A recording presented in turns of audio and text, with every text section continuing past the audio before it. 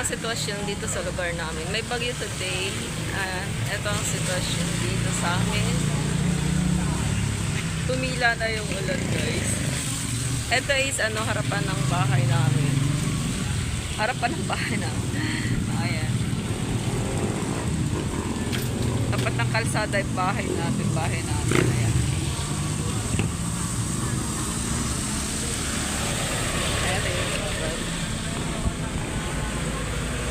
So, mga gusto pumunta sa bahay dito, madali lang matukoy.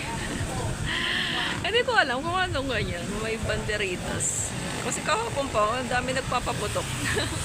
Hindi ko alam ano mayroon. Walang pakialam nangyayari sa lugar nila. Andito ako sa labas, may naantay ako.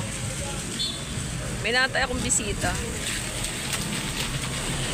So for sure, maliligaw na naman sila. Kasi ang hirap na hanapin ng lugar na to eh.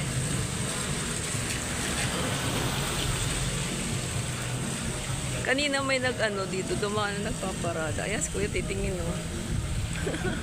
Titingin sa akin. So, ito babae na ito nagbibideo. Huli ka. Ayan, okay naman pala ho sa mga tinamaan ng pagod dyan na dito. Ayan.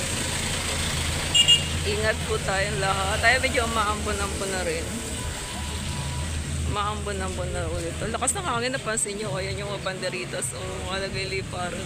Ayan na. Ayan. Hindi ko alam. Yung ganda ng sisiw. Yung sisiw na may kulay. Ayan, isusungo sa inyo. Ayan o. Ayan o. Ayan si ate o. Benta ng sisiw.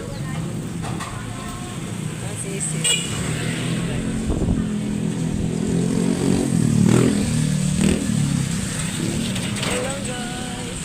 Yung sitwasyon dito sa lugar namin. Alam nyo guys, dito sa lugar namin, ang bagyo is blessing. Charot. Guys, bye bye. Thank you so much. Thank you for watching.